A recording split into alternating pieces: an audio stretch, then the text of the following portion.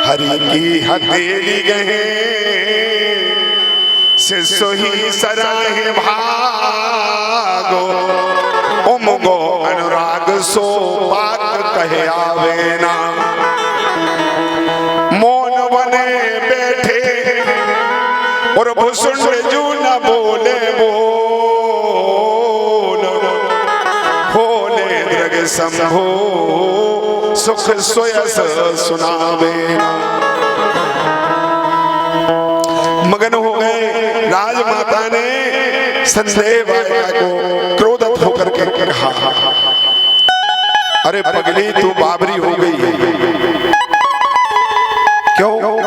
ये अंधे और गूंगे कहां से लेकर के आ गई है?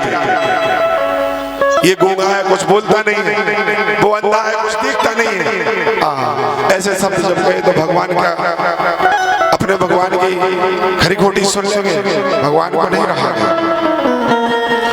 भगवान को रहा नहीं गया और भगवान को वो बात भटक जाती है।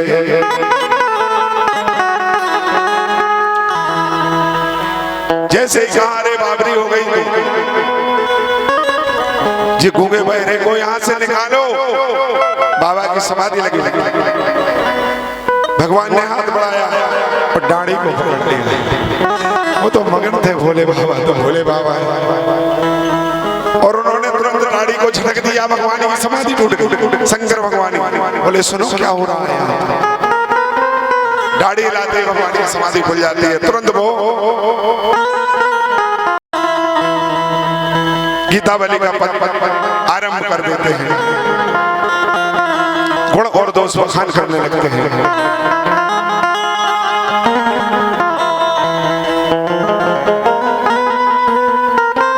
सारे गुण दोष बखान किए उन्होंने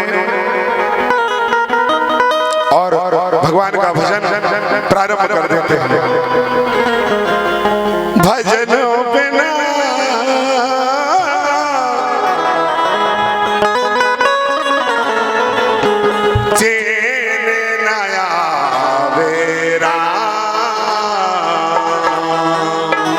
भजनों बिना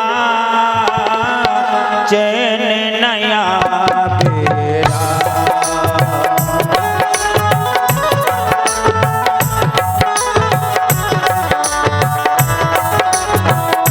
भजनों बिना चैन नया बेरा। भजनों बिना चैन नया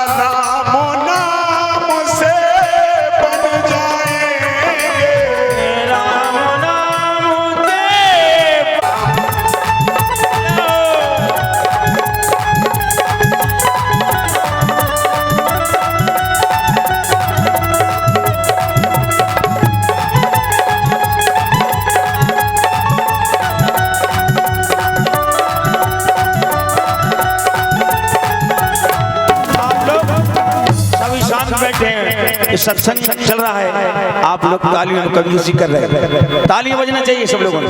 बोलो राम राम राम सीता राम राम राम आजा राम राम राम सीता राम ये हो पीछे वाले तालियां कंजूसी नहीं कर रहे, भगवान की कथा चल रही है, सब लोग ऊपर को हाथ उठा के दोनों तालियां।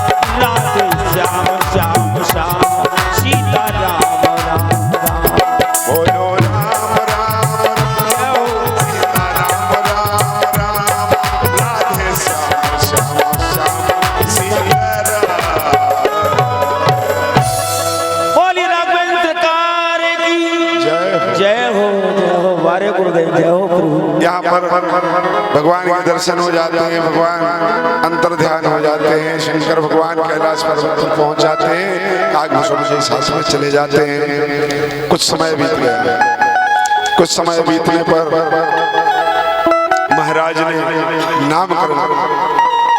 नामकरण के लिए कुलगुरु वशिष्ठ को बुलाया। बहुत ही सुंदर मानस में चौपाई दी हुई है पूज्यपाद गोस्वामी तुलसीदास जी ने। जय हो।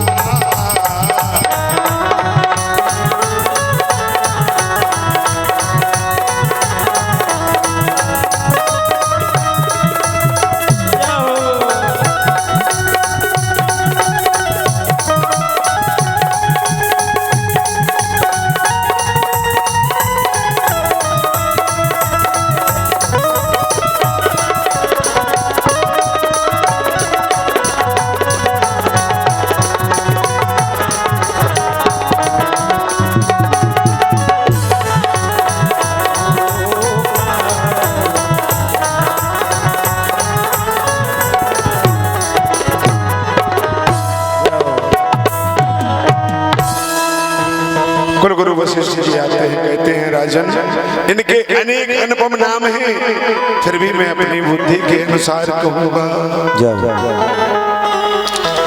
जो आनंद सिंधु सुख राशि सी करते त्रिलोक सुपासी, सो सुख धाम राम असनामा, अखिल लोक दायक विश्राम। ये जो आनंद के समुद्र और सुख की राशि है, जिनके एक एकड़ से तीनों लोग सुखी हो जाते हैं, राजन इनका नाम राम है। विश्व भरणो ओ संकर जोई, ताकर नाम भरत अस होई। जो संसार का भरण पोषण करते हैं उनका नाम भरत। जाके सुमरना तेरे पुनासा, नामो शत्रुघ्न वेद प्रकाशा। जिनके स्वर्ण मात्र से शत्रु का नाश हो जाता है, उनका वेदों में प्रसिद्ध नाम शत्रुघ्न रखा गया। लक्ष्मण धाम राम प्रिय, सकल जगत आधार, गुरु वशिष्ठ ते ही राखे हो, लक्ष्मण नाम उधार। बोलो राम राजा सरकार की जय हो, जय हो। इस प्रकार से भगवान का नामकरण संस्कार हुआ।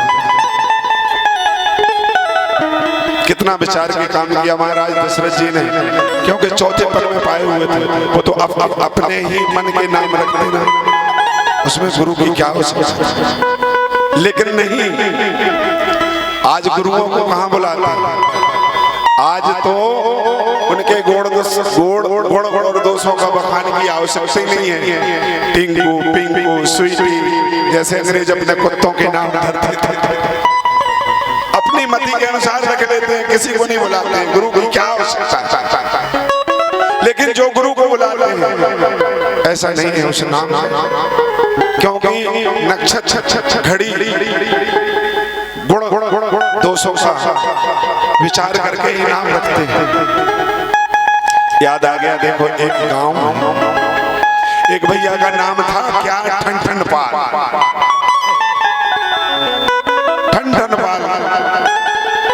अब काम हो चाहे ना हो, उनके नाम के हिसाब से सब लोग जाते थे। पहले छोटे थे तो कोई बात नहीं, समय बीतता गया, ठंडन पाल बड़े हो गए, बड़े हुए शादी योग्य हो गए। कुछ समय में शादी हो, शादी जैसी हुई तो बहू घर में आ गई। तो कुछ दिन तो सुनती रही बहू, जब तक घूंघट में रही। अब घूंघट भी जल्दी उड़ जाता है, कुछ समय नहीं रहता है, क्योंकि अब ये जमाने कहते हैं कि मॉडल जमाना आ गया। पहले की माताओं को देखो, आज भी वो भले ही नाती क्यों ना हो, पर घूंघट नाक से ऊपर नहीं जाए, वो मर्यादा है। पर अब समय ऐसा हो गया, लेकिन सबके लिए नहीं है, सबके लिए आज भी मर्यादा है। मर्यादा किसके लिए? जो सत्संग से जुड़े हुए हैं। बिन सत्संग विवेक नहीं होई, और राम कृपा बिन सुलभ। जिनका सत्संग नहीं होगा तो भगवान की कृपा भी नहीं होगी, और जिन पर भगवान की कृपा है सत्संग में बैठे हुए, वो आज भी मर्यादित है, अनुशासन से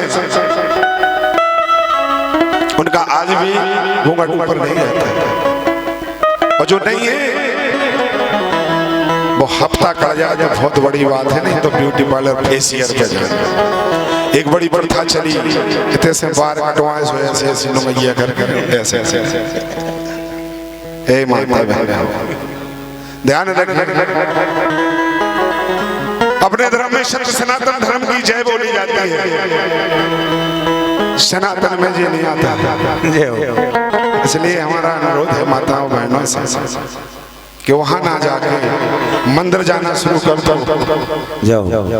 जो मांगोगे वो मिलेगा, भगवान वो देगा।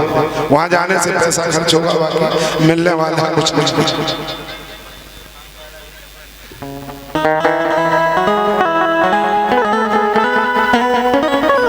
अब जैसे ही देखा है मैंने, जो कटवाना चाहिए वो कटवाते नहीं, जिनको रखाना चाहिए वो रखाते नहीं।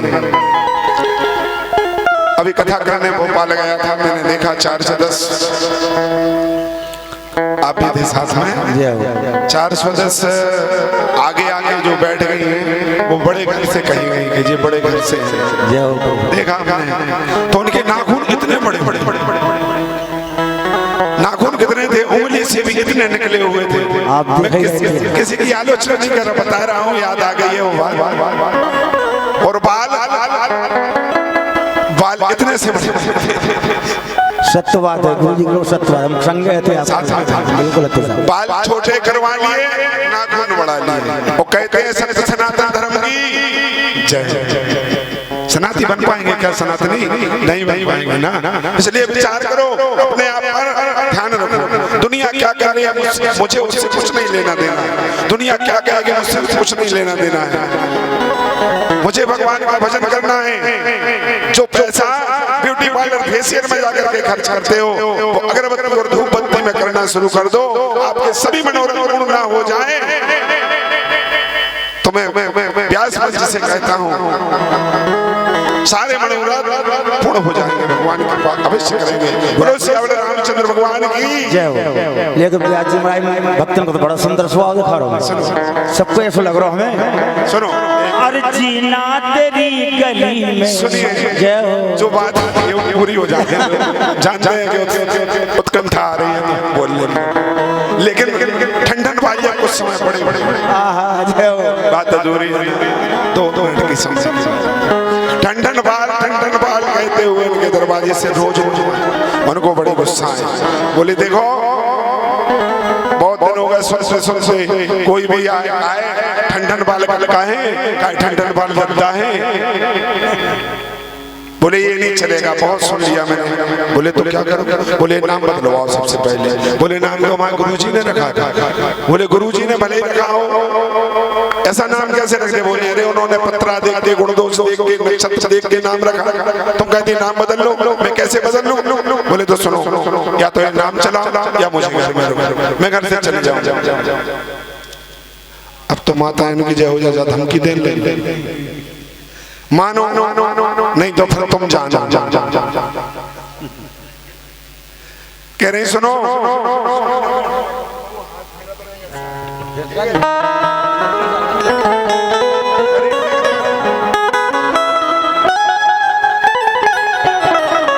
क्या हुआ? कहने लगी या तो मुझे घर में रखो या फिर नाम को पास में। बोले देखो भले तुम जाना चाहते हो तो जाओ, लेकिन नाम रखा है गुरुजी ने, हम नाम नहीं बदल सकते। बोले ठीक है तो हम बदल जाएंगे। बोले तुम बदल, वो अपनी जगह स्थिर रहे, क्योंकि वो सनातनी थे, गुरु का नाम रखा हुआ। यहाँ क्या हुआ? घर से जैसे निकल गई वो, जैसे निकली कछु दूर गई,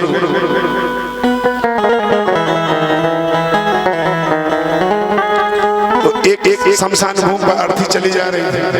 उन्होंने पूछा भैया सुनो ये कौन खत्म हुआ? बोले जी अमर हुआ खत्म। बोले अमर? बोले हाँ। बोले कहाँ? बोले इसी गाँव।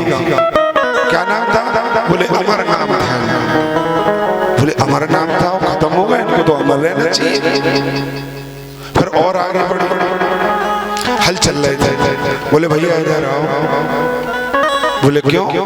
माता जी क्यों बुला रहे हैं? बोले थोड़ा सा काम। भैया तुरंत पास में। बोले बताओ क्या बात है? गली पूछ रहे हैं? बोले नहीं गली नहीं पूछ रहे, हम आपका नाम पूछना चाहते हैं। बोले हमारे नाम से क्या काम है? बोले नहीं फिर भी ऐसे सहज पूछ लिया। बोले हमारा नाम धनपाल है। धनपाल?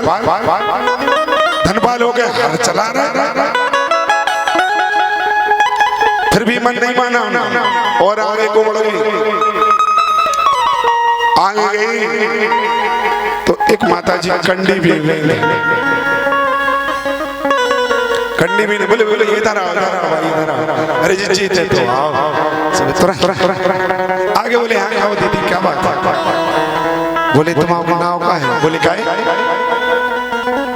क्या बात है? मैं नाम से हम तो आपको जानते नहीं, आप हमारा नाम। बोले ऐसी सहज ही पूछ। बोले हम लक्ष्मी नाव। बोले लक्ष्मी नाव कंडा। बोले ये हमारा कर्म धर्म है, नाम से क्या है? नाम भले लक्ष्मी। अब तो उनको दिमाग चकराया। उन्होंने तुरंत ही मुड़ लिया पीछे को। कह रही अमर हदेशो मर गए, हर हाकत धनपाल, कंडा बीनत लक्ष्मी मिली, तुमने ठन ठन पाल। बोले में हमारे ठन ठन पाल।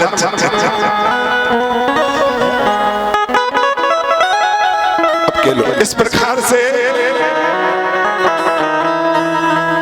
नाम पर नहीं जाना चाहिए। जिस प्रकार से महाराज दशरथ जी ने चारों राजकुमारों का नामकरण संस्कार करवाया है, सनातन धर्म के हिसाब से आज भी किसी के भी पुत्रों या पुत्रियों बगैर गुरु के नाम नहीं रखवाना चाहिए।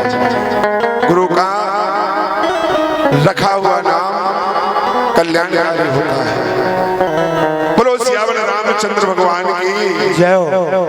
अबे बता रहे हम तो इनका केवल स्वाव देकर अपने भक्तन को क्या वो इनको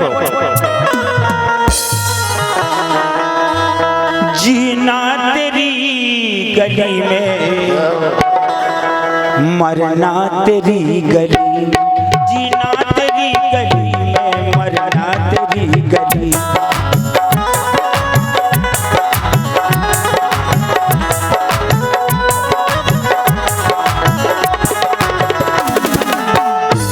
ऐसो हम परिचित को स्वाय दो प्राणियों को। जीना तेरी गली में, मरना तेरी गली में, जीना तेरी गली में, मरना तेरी गली में, मरने के बाद होगी चर्चा तेरी गली।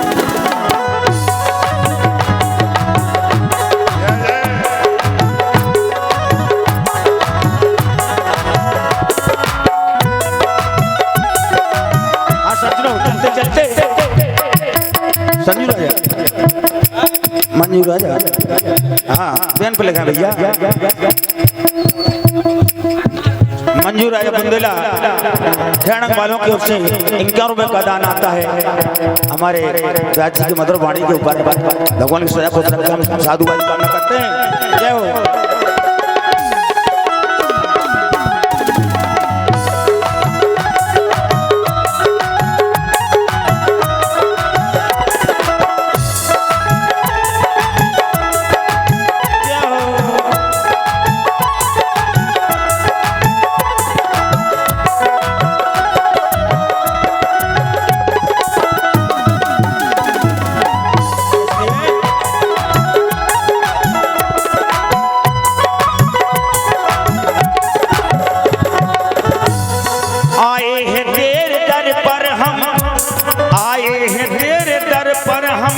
जिंदगी लुटाने आए हैं तेरे दर पर हम, जिंदगी लुटाने। तू माने या न माने,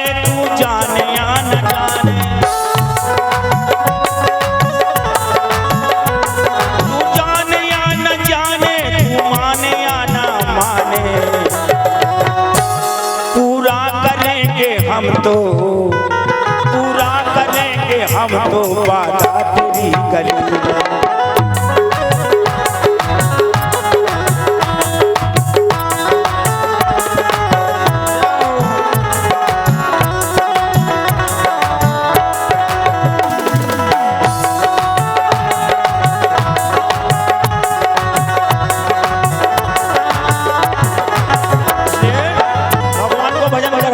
हमारे ब्यास जी का बार बार समय भगवान भजन करो। अरे राम राम ले बे में नैया कठिनाई कबो राम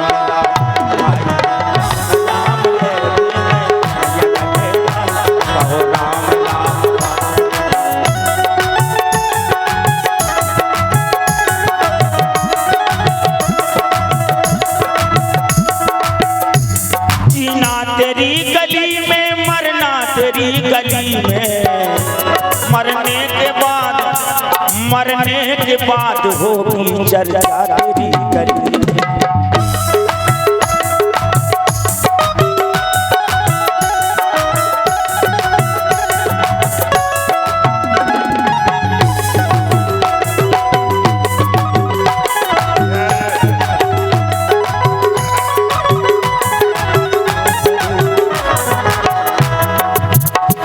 मरने के बाद होगी चर्चा तेरी गली।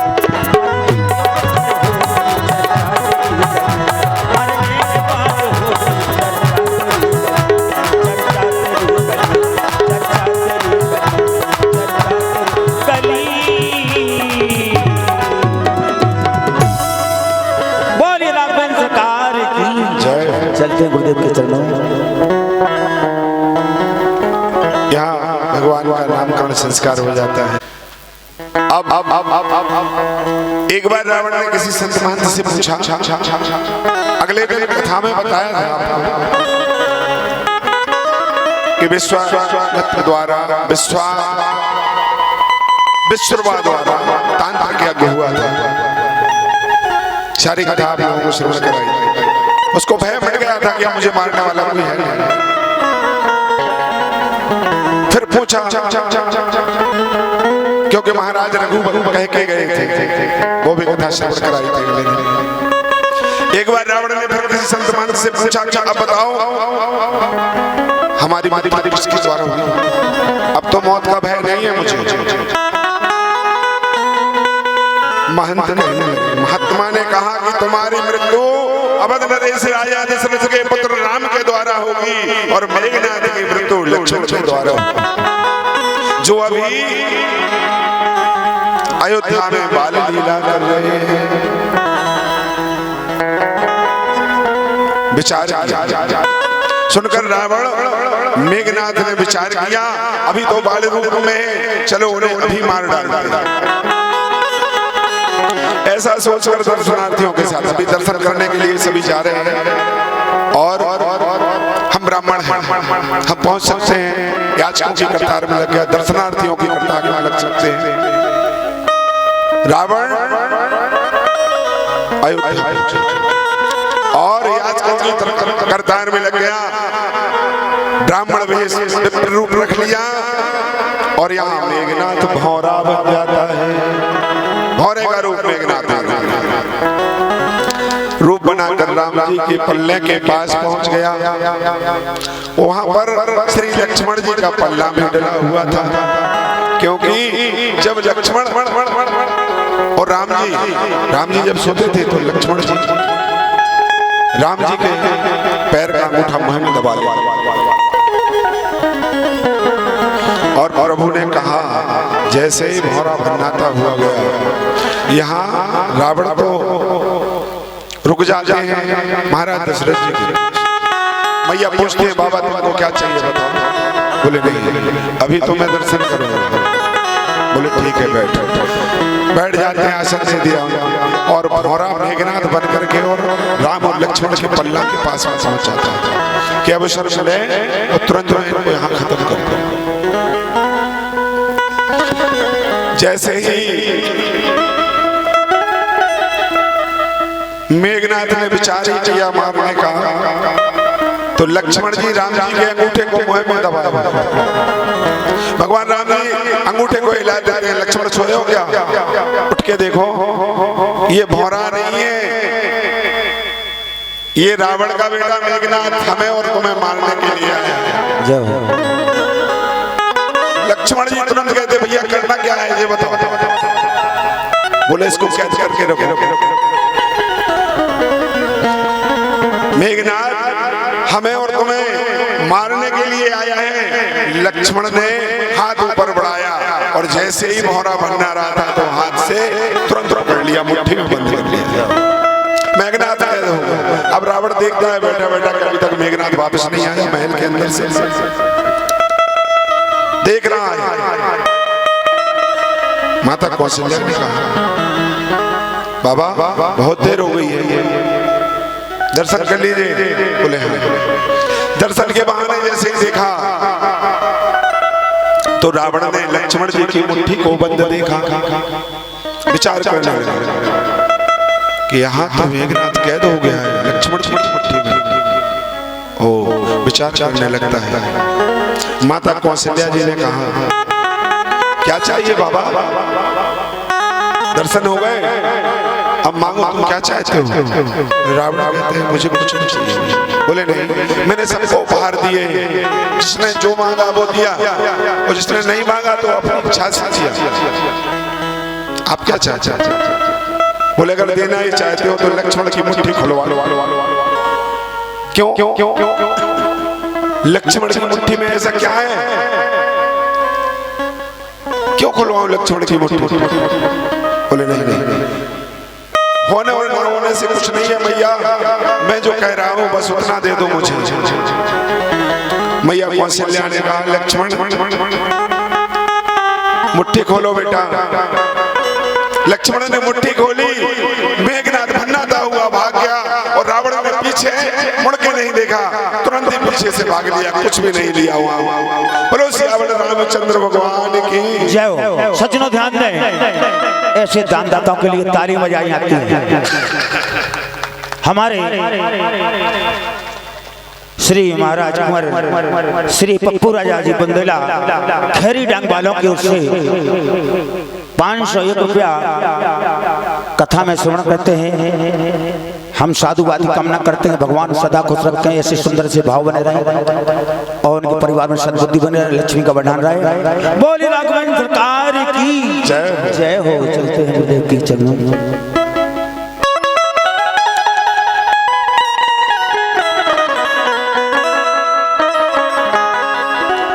सीताराम जू की प्यारी रजधानी लागे, सीताराम जू की प्यारी रजधानी लागे, महारानी लागे। मोहे मीठो मीठो सरजू को पानी डागे।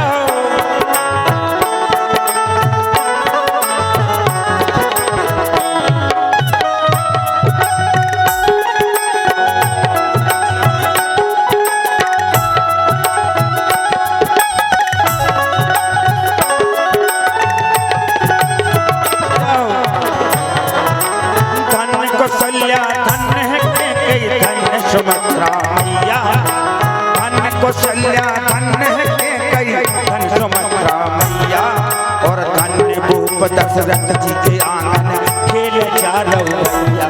गीता बोतली रसीली मीठी बोली लागे, मीठी बोली लागे।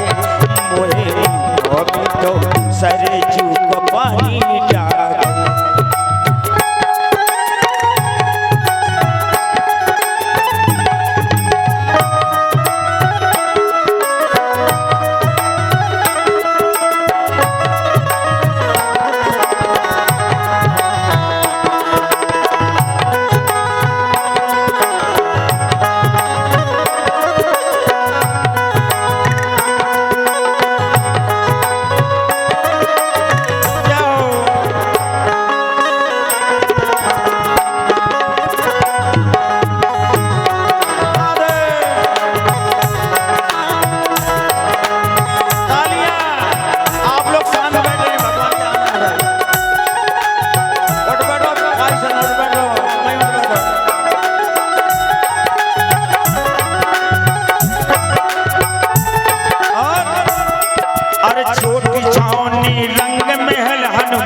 गढ़ी अति सुंदर छोटी छावनी रंग महल हनुमान गढ़ी अति सुंदर स्वयं जगत के मालिक बैठे गगन भवन के अंदर स्वयं जगत के मालिक बैठे गगन भवन के अंदर सीताराम जी के सोते महारानी लागे मोहे मिठो मिठो सरे जू को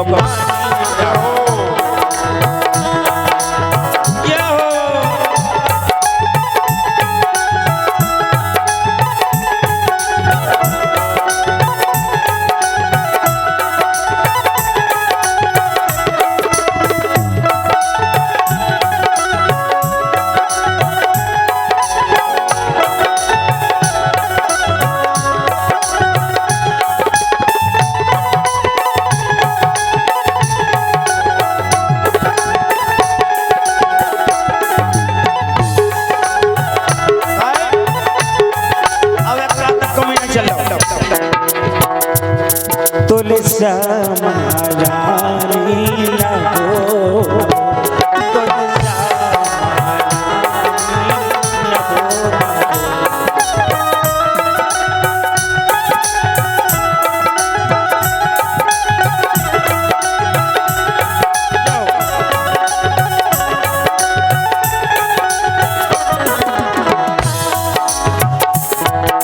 सहज सुहावन जन घूम लगवाए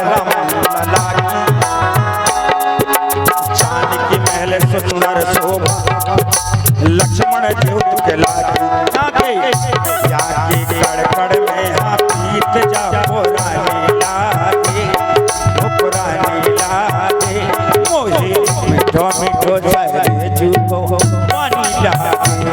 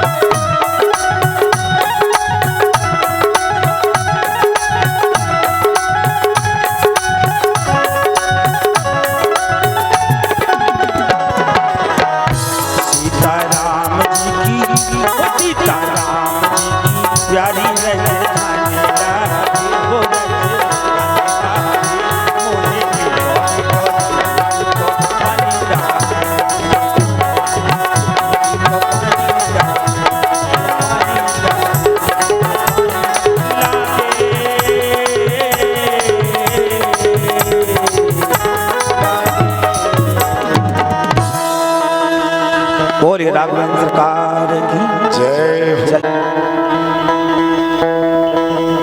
यहाँ पर कुछ समय बीतने के बाद भगवान चलना सीख जाते हैं। पहले घुटनों के भर चले, फिर पैरों के भर चले। समय बीत गया, मालूम नहीं चला चल जाते। और भगवान विद्या प्राप्त करने के लिए महाराज दशरथ जी गुरुकुल भेजते हैं। बहुत ही सुंदर चौपाई का वर्णन किया है।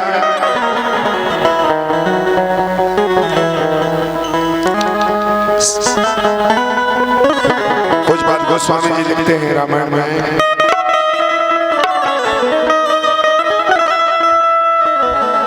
गुरु ग्रह पढ़ना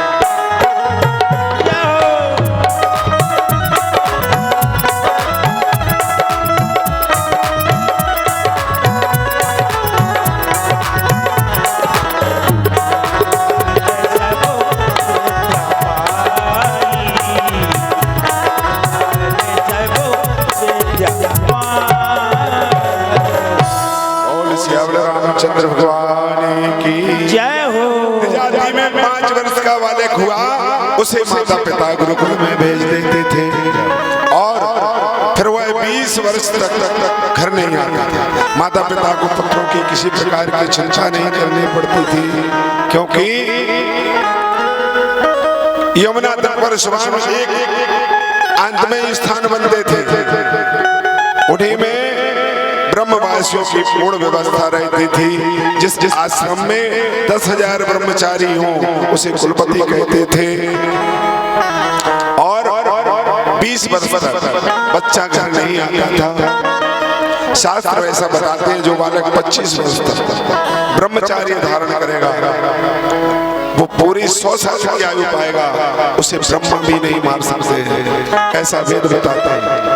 कितना जो 25 वर्ष तक ब्रह्मचार्य व्रत करेगा उसे 100 साल से पहले कोई मारने वाला नहीं है। 20 वर्ष में जो 80 वर्ष में समाप्त हो गया, समझ लो इसका 20 वर्ष में ब्रह्मचार्य खंडित हो गया, और जो 40 वर्ष में आज समाप्त हो गया, समझ जाओ कि ये 10 वर्ष में ही इसका ब्रह्मचार्य में धक्का लग गया। आप कहोगे कि 10 वर्ष में 10 वर्ष का बालक ब्रह्मचारी में धक्का कैसे लग सकता है? तो केवल मैथुन क्रिया से ही ब्रह्मचार्य नष्ट नहीं होता है। ब्रह्मचार्य नष्ट होने का 8 प्रकार का नियम है। मैथुन क्रिया से ही ब्रह्मचार्य शास्त्रों में 8 प्रकार से ब्रह्मचार्य नष्ट होने का लेख दिया है। कीर्तनम श्रवणेन प्राक्षणम गुहाभाषणम संकल्प दो वासनाय क्रियेण मंत्र अश्लील गीत गाना, बुरे विचारों का मनन करना, स्त्रियों के साथ विनोद करना, अश्लील चित्र देखना, हृदय देखना, एकांत में बात करना, संकल्प करना इत्यादि 8 प्रकार के मैथुन है। यदि तो आपका बालक 10 वर्ष की आयु में यदि प्यार किया तो डरना क्या, ऐसे गीत गाने लग जाए, समझ लो इसके ब्रह्मचार्य में धक्का लग जाए।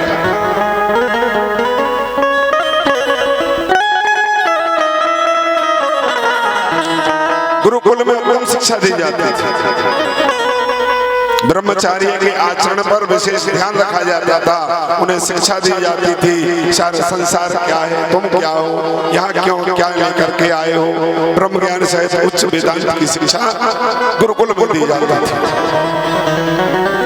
जब सभी विद्यार्थियों के लिए एक ही नियम था, सूर्योदय के समय ब्रह्म वेला में सबको जागना पड़ता था। त्रिकाल संध्या के साथ हवन इत्यादि करना पड़ता था। शरीर में पंचकेश कटी केवला मूंछ की चोटी बनाई जाती थी, वो गूंथे जाते थे, पुष्प चोटियों पर बांधे जाते थे। चंदन का लेपन युक्त प्रत्येक विद्यार्थी के कंधे पर एक एक झोली दी जाती थी, वो अपने कंधे पर डाल करके हर गांव में भिक्षा मांगने के लिए जाते थे। शरीर पर भस्म, माथे पर त्रिपुंड, छोटी छोटी जटाएं, सुंदर सुंदर पुष्प गुथे हुए। जब वह गांव में भिक्षा के निमित्त जाते थे, माताएं बड़े प्रेम से बुलाती थी। धाम होत धन दे इनके प्रभात प्रवेश से, ओ मात भिक्षा दे हो डोल द्वार त्राल महेश से। माताएं प्रथम से प्रतीक्षा करती थी कि बालक आते ही होंगे भिक्षा मांगने के लिए, और घर घर से यदि कोई सामान छूट गया तो बुलाती थी, बेटा ही रह गया वो ले जाओ, बेटा चावल रह गए हैं वो ले जाओ, क्योंकि अपना ही पुत्र समझती थी।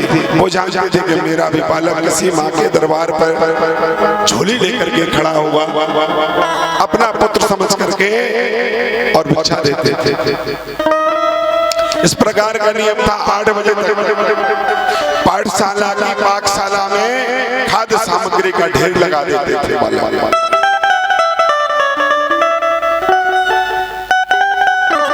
और उसी भिक्षा से सुचारू रूप से गुरुकुल चलते थे। ना तो विद्यार्थियों को शुल्क की फीस देनी पड़ती थी और ना अध्यापकों को कोई वेतन। अब तो भैया अध्यापक हैं, अब तो हो गए मास्टरा और वेतन घर में आवे, बच्चन की शिक्षा भाड़ में जाए। देखो अगर कोई माँ सब बैठे हो तो बुराई ना माने, सबके भाव ऐसे नहीं है, लेकिन बहुत जनन के भाव ऐसे। शिक्षा भी ऐसी हो गई है, बालक को डांट नहीं सकते हैं। मास्टर ही क्या करें, अगर किसी बच्चे को चांटा मार दिया गुरुजी ने और रोता हुआ घर आ गया ना, तो समझ लो कि गुरुजी की खैर नहीं है। बिल्कुल, क्योंकि पापा के लिए इतनी गुस्सा आ गई, बच्चे को मार दिया है। समझते नहीं कितने लाड़ से पाला अजय नहीं जान रहे कि गुरुजी की डांट भगवान की डांट है। गुरु गोविंद तो ही खड़े का अकेला गोपाल, बलहारी गुरु आपने जो गोविंद ने बताया। तो अब मास्टर नहीं अध्यापक नहीं मास्टर बन गए। मास्टर और वेतन घर में आवे, शिष्यों की शिक्षा दीक्षा भाड़ में जाए।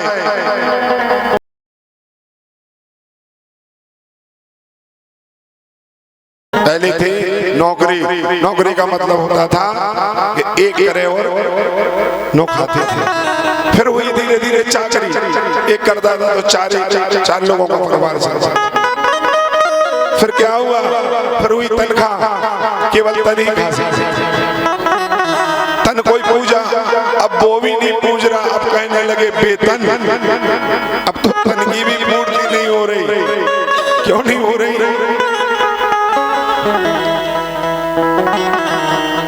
कि अब खर्चा जो बढ़ गए हैं, धर्म में खर्चा तो बहुत कम करेंगे। और भी जमाना बदल गया है, जैसे कि उन्होंने कहा शादी की सालगिरह है, अगर नहीं जा सुबह कछु माताएं ऐसी अपन बेचने से ब्याह नहीं बना, उन्हें रात मजबूरी है भैया। जाने बच्चा को जन्मदिन मना रहे, मोमबत्ती जला के उन्हें बुझा। अरे जन्मोत्सव में दीपक जलाए जाते हैं कि बुझाए जाते हैं? जन्मोत्सव से उनको बुझा। विदेशी सभ्यता अपना रहे हैं, उसमें पैसा खर्च कर रहे हैं।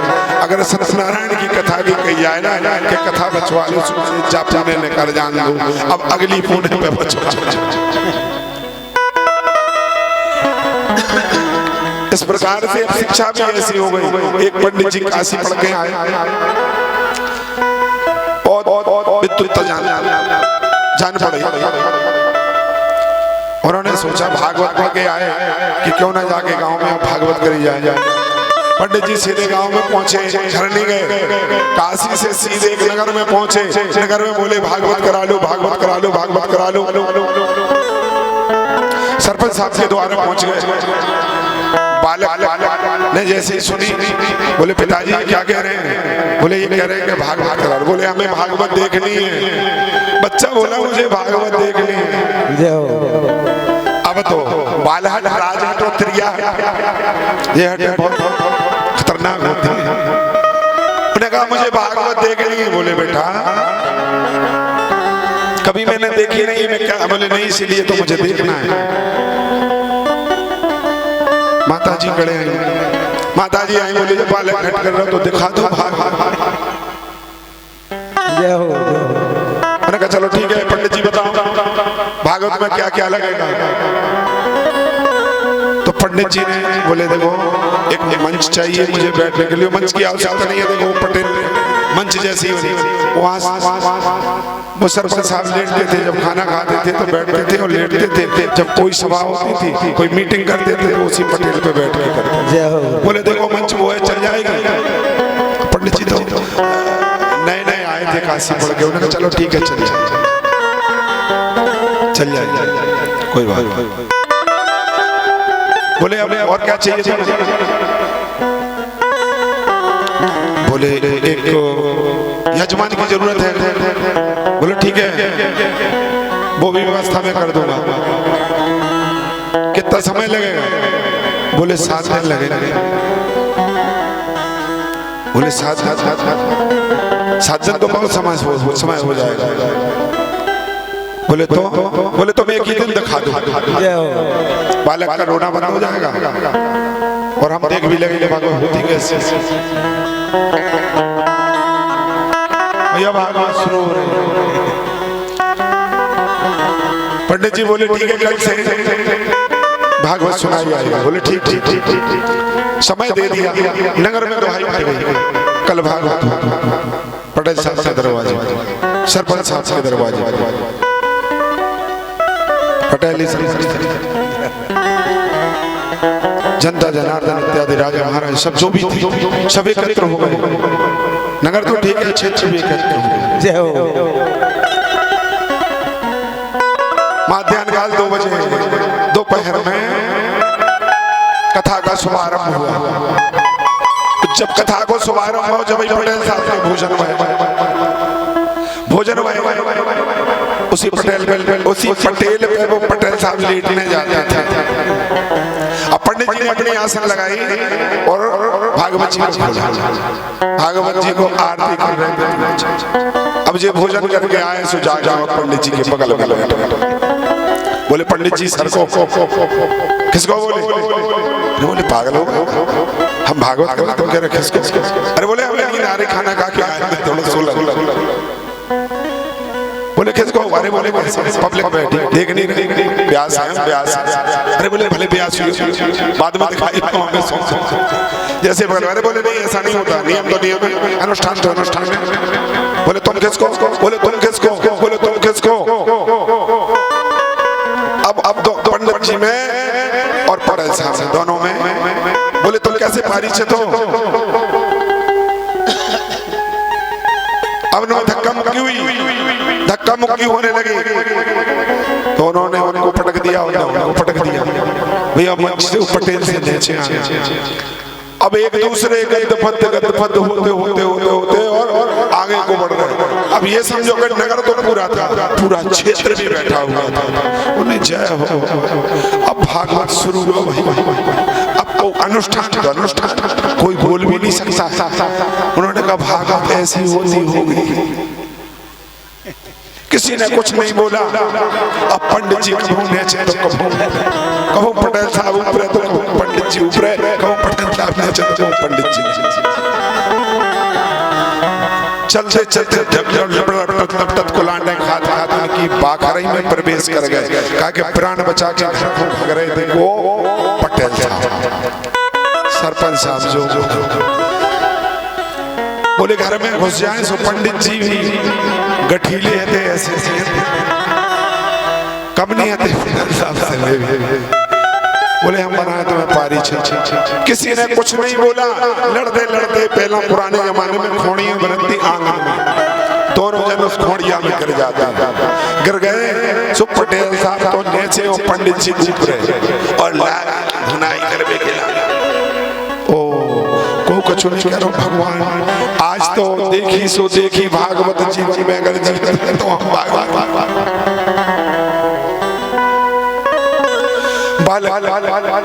बालक की मम्मी जो कह रही है दिखा दो बालक को भागवत। अम्मा पहुंच गई खोड़िया में ढूंढ रहे, कह रही हे पंडित जी, हे शंकर भगवान, हे हनुमान जी, मेरे के सबसे देवता समझ ले, गौड़ बाबा, खाती बाबा, गाया बाबा, हम फिर से वोट कराएं। फिर कराना ही भागवत से बचे।